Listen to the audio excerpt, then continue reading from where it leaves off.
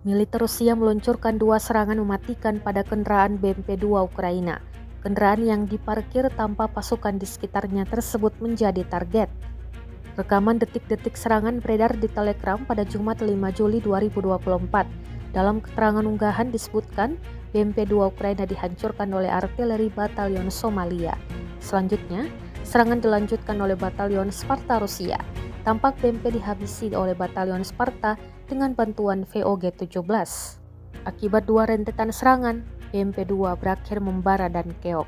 Beruntung tak ada korban jiwa yang dilaporkan dalam serangan ini.